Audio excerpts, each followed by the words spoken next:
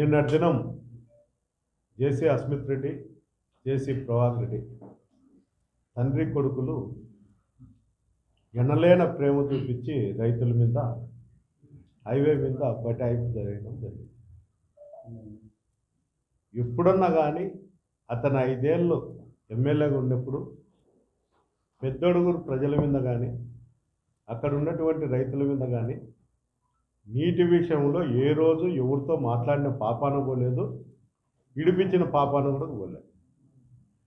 ముఖ్యంగా వాళ్ళ అధికారంలో ఉన్నప్పుడు ఎంపీఆర్ డ్యాంలో నీళ్లు ఉన్నప్పుడు కూడా నీళ్లు తీసుకొని పోయి ఆర్టుంటి చాగల్ డ్యాంకు ఫుల్ చేసుకొని దివాకర్ రెడ్డి తోటకాడ ఆనకట్ట కట్టి నీళ్ళు ఇడుచుకోవడం వాళ్ళ పొలాల కోసం మాత్రమే చేస్తారు.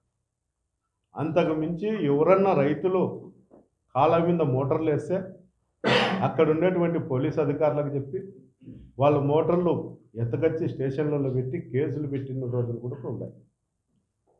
ఇది జేసీ ప్రభాకర్ రెడ్డి, నేను, ఇద్దరం మీడియా మిత్రులు అందరం కలిసి ప్రజల్లోకి వెళదాం.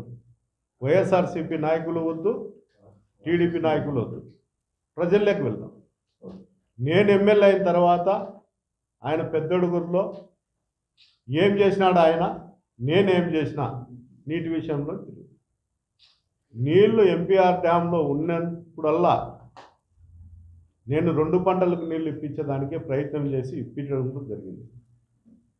ఇంత కరువు ప్రాంతం ఈసారి వర్షాలు లేక ఎంపీఆర్ డ్యాంలో నీళ్లు లేక ఎన్ని ఇబ్బందులు పడినా కూడా నెల రోజులు కాలువకు నీళ్ళు ఇప్పించిన ఘనత కూడా మాకే ఉందనేది నేను చెప్తా. అతను ఏదో చెప్తాడు, నీళ్ళుండి ఇడిపిలేదనో లేకపోతే నేను రైతులకు అన్యాయం చేస్తాను. అతను ఉనికి కాపాడుకునే దానికోసము, ఎలక్షన్లు దగ్గరకు వస్తున్నాయి 4 నెలల్లో అనే దానికోసము అక్కడ ఆ మండలంలో నేను వచ్చినప్పటి నుండి తెలుగుదేశం జాడ ఎక్కడ కూడా కానరాడం. నిన్న అక్కడ రైతుల్లో మీటింగ్ పెడదామని చెప్పి వాళ్ళ కార్యకర్తలను పిలిచడం జరిగి తాడిపత్రం నుంటే 7-8 వెహికల్లో వచ్చి మీటింగ్ లేదని అప్పటికప్పుడు వాళ్ళని తీసుకొచ్చి రోడ్లో కూర్చోవడం జరిగింది.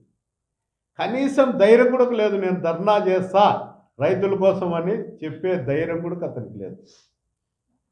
ఎంత పిరికి పందంటే అతను అధికారంలో ఉంటే మాత్రమే సింహంలో గర్జిస్తాడు, లేకపోతే పిల్లి మాత్రం ఉడుకుతుంటాడు.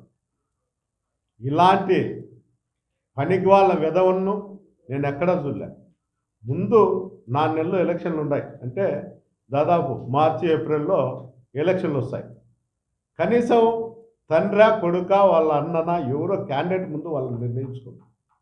కేవలము పనిచేసే వాళ్ళ మీద అభియోగాలు మోపుతూ ఈ విధంగా చెప్పడం అయితే హాస్యాస్పదంగా ఉంది.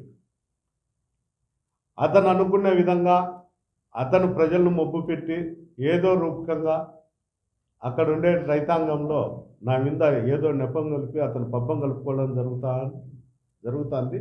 అది జరిగే పని కాదు. తాడిపత్రి ప్రజలు అందరికీ తెలుసు, వాళ్ళ గురించి వాళ్ళ నడవడికల గురించి కూడా అందరికీ తెలుసు.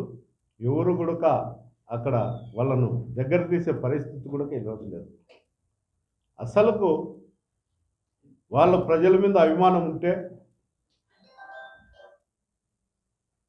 అమృత స్కీమ్ కింద నేను మున్సిపాలిటీలో 52 కోట్లు డబ్బులు తీసుకొచ్చి ఇంటింటి కొలాయి కోసం అక్కడ మున్సిపాలిటీ వాటరు ఆ ట్యాబ్లలో కలిపి వేస్తే ఈ రోజుకు 7 నెలలు అవుతుంది. మున్సిపల్ కౌన్సిల్లో కూడా శాంక్షన్ చేయాలి, అతను శాంక్షన్ చేయాలి. ఒక్క ఇన్సెల్ వేస్తే ఆ అమృత స్కీమ్ శాంక్షన్ అవుతుంది. కష్టపడి వర్కులు చేస్తానే కూడా మున్సిపల్ కౌన్సిల్లో పెట్టుకోకుండా పెట్టినా కూడా దానికి ఏదో ఒకటి కాజు పెట్టి అడ్డం వేయడం జరుగుతుంది. అతను నిజంగా ప్రజల కోసమో లేకపోతే అతను మళ్ళా రాజకీయ ఉనికి కాపాడుకునే దానికోసం తప్ప అతను తాపాత్రపడుతుండేది అక్కడ ఉండేటువంటి రైతులు కానీ అక్కడ ఉండే ప్రజలు కానీ ఏదో రూపంగా మనం వాళ్ళకి సహాయపడాలా, దేవుడు ఈ అవకాశం ఇచ్చినాడు, ఆ అవకాశాన్ని సద్వినియోగం చేసుకోవాలనేది అతనికి ఏ క్వశ్చన్ లేదు. వద్దలు లేస్తే నా మీద అభియోగాలు మోపుతూ ఇది చేస్తాను. ఇసుక దోపిడీ గురించి పదే మాట్లాడినాడు అతను. నేను ఇసుక దోపిడీ చేయాల్సిన కర్మ ఇంకోటి పర్లేదు, కానీ నేను రియల్ ఎస్టేట్ చేయను, ఇసుక దోపిడీ చేయను, ఏం చేయను. గవర్నమెంట్ పాలసీ ఇసుక అనేది గవర్నమెంట్ దోలుతంటే అది నా మీద అభియోగం మోపుతాను, పత్రపడతా. ముందు అతని రాజకీయ ఉనికి కాపాడుకునే దానికోసము ముందు వాళ్ళ కుటుంబంలో ఎవరు ఎమ్మెల్యేకి నిలబడతారో ముందు వాళ్ళని కనుక్కోమన్నది. పాపం ఎట్లుంటుందంటే మనం గన 9:30 అయితేనే ఇంట్లో ఆడవాళ్ళు స్కూల్ పిల్లల్ని తీసుకొని స్కూల్లో ఇడిచిపెట్టమని చెప్తాను. ఆ విధంగా అతని కొడుకును పిలుచుకొచ్చి ఎన్ని రోజులైతే అతను జాకీ పెట్టి ఎత్తుతుంటాడు కొడుకు. ఫస్ట్ టైం నేను మీడియాలో వినడం కూడా అనుకుంటాను, ఇంతవరకు లేదు. అది కూడా వాళ్ళ ఆయన కోచింగ్ ఇస్తా అంటే ఇడు చెప్తాడు.